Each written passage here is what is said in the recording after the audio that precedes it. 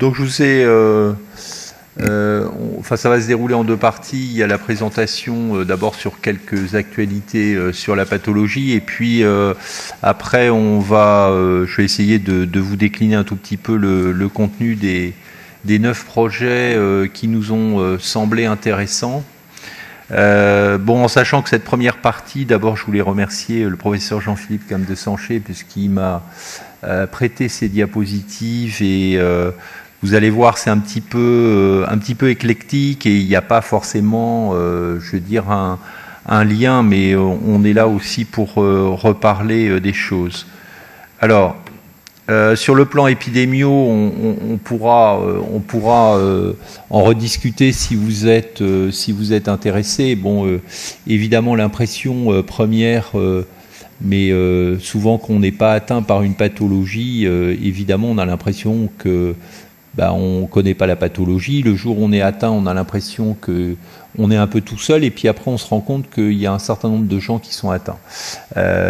Il n'en reste pas moins que pour répondre à la question d'un des futurs membres du CA, que pour pouvoir répondre à la question sur le nombre de cas, il faut avoir un registre. Il faut avoir un registre de population sur la pathologie.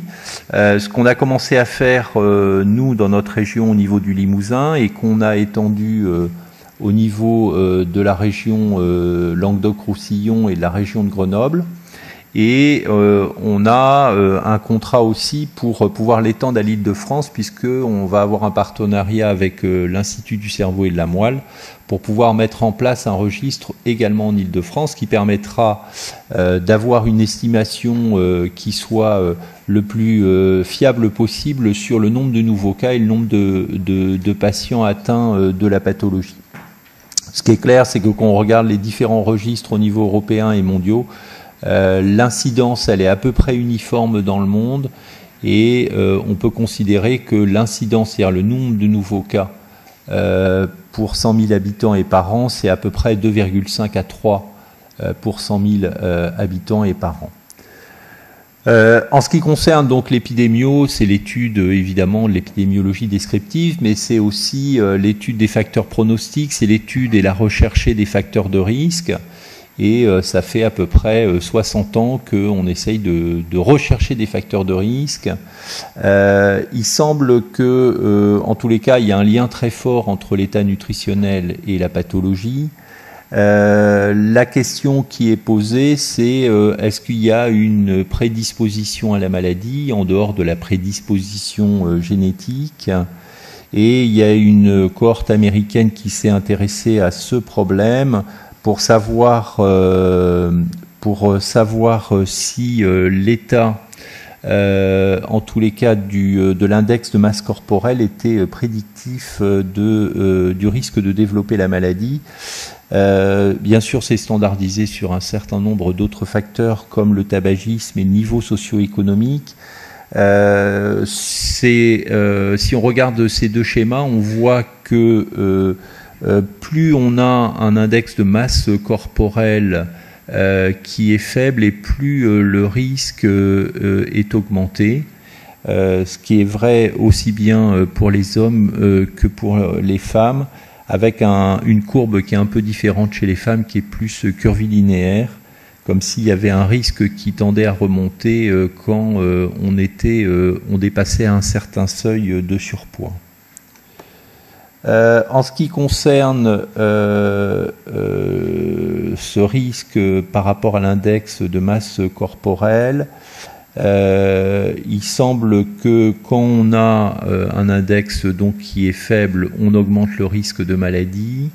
La question, c'est est-ce qu'il y a un phénotype clinique, et ça on s'en rend compte nous en pratique clinique, mais tous les patients ne sont pas forcément avec des index de masse corporelle autour de 20-21. Enfin bon, il semble qu'en tous les cas, pour une fois, le surpoids ne soit pas un facteur délétère, en tous les cas pour cette pathologie, et que c'est plutôt un effet positif, que ça soit le surpoids ou l'obésité. Et on peut considérer qu'à plus de 5 points d'index de masse corporelle, on diminue le risque de développer la maladie d'un quart.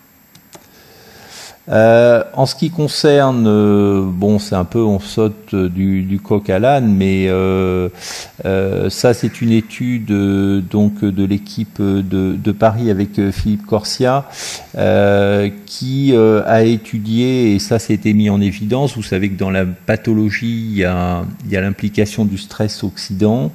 Et il a été mis en évidence des anomalies du métabolisme du fer avec des surcharges qui pourraient augmenter le stress oxydant. Et il est montré que qu'on fait le dosage dans le sérum d'une protéine qu'on appelle la ferritine, et bien en fonction de ce taux de ferritine dans le plasma, eh bien, on a un effet qui est corrélé de façon significative à la survie. Alors, il y a des travaux, et David De Vos d'ailleurs, enfin l'équipe de Lille travaille aussi sur ce sujet. Qu'en est-il par rapport, en tous les cas, à l'activité physique, pratique du sport et risque de développer la maladie? Il n'y a pas encore de résultats qui peuvent vous être présentés, mais nous on a participé à une étude européenne et ça vous sera présenté probablement l'année prochaine. En tous les cas, ce que les auteurs ont essayé de regarder, c'est sur la ligue de football professionnel entre 1960 et 2007. Et ils ont regardé, ils ont suivi ces patients, ils ont regardé combien il y avait de joueurs qui développaient une maladie neurodégénérative au sens large, en sachant que ça inclut la maladie d'Alzheimer, la maladie de Parkinson et la sclérose latérale amyotrophique. Quand on regarde ces chiffres, on voit que par rapport à la population générale, il développe 3 fois plus de maladies dégénératives. Et si on prend la maladie d'Alzheimer et la sclérose latérale amyotrophique, c'est multiplié par 4, en sachant que on retrouve pas de lien en tous les cas avec la maladie de Parkinson, et que c'était aussi lié en fonction de ce qu'ils appellent la position, catégorie positionnelle. Je pense que c'est la place dans l'équipe, c'est ce que c'est des milieux de terrain, c'est plutôt des gens qui courent beaucoup, et que les gardiens de but, a priori, sont plutôt moins exposés. Par rapport au diagnostic, on pourrait dire la maladie, on sait la diagnostiquer, c'est pas très compliqué. C'est pas très compliqué quand on a l'habitude. Le problème, c'est en fin de compte l'accès à la consultation neurologique. Et on a encore un certain nombre de délais qu'on pense plus ou moins compressibles entre les premiers symptômes ressentis par le patient et le moment où le médecin généraliste va adresser le patient à un avis neurologique. Il n'en reste pas moins que même dans un certain nombre de cas, le diagnostic peut être un peu plus compliqué parce qu'on est devant des formes qui ne sont pas heureusement généralisées, et on recherche des moyens qui nous permettraient d'affiner et de porter un diagnostic plus précoce. Alors il y a des techniques électrophysiologiques, il y a des techniques également d'IRM, et il a été étudié dans ce papier comment on peut mettre en évidence l'atteinte de ce qu'on appelle le premier motoneurone, c'est-à-dire c'est le motoneurone qui part du cortex moteur et qui va faire synapse, c'est-à-dire qui va s'articuler avec le deuxième motoneurone qui est lui localisé dans la moelle. Et on sait que dans la maladie, il y a une atteinte conjointe des deux motoneurones qui vont dégénérer, pas forcément d'ailleurs à la même vitesse. Et sur le plan clinique et électrique, c'est assez facile de mettre en évidence une atteinte du motoneurone périphérique. Sur le plan clinique, l'atteinte du neurone moteur central du premier motoneurone peut parfois être évidente, d'autres fois c'est moins évident. Et sur le plan électrique, on est quand même gêné parce qu'on ne l'enregistre pas. Donc on peut utiliser des techniques électrophysiologiques, alors soit par triple stimulation, soit par des IRM avec des études du tenseur de diffusion. Et ça a été fait chez 14 patients, comparé à 30 contrôles. Et on voit que ces explorations peuvent être intéressants en tous les cas pour confirmer une atteinte du premier motoneurone. On ne va pas rentrer dans le détail. Il en est de même, et ça, Charcot l'avait dit, que en fin de compte, c'est pas qu'une maladie motrice. Bon, alors on sait que maintenant il y a un certain nombre d'autres systèmes qui sont également impliqués dans la maladie. On sait que la maladie reste pas simplement focalisée au niveau que de la voie motrice. Et Charcot avait dit qu'il y a des signes sensitifs qui peuvent être présents dans la maladie.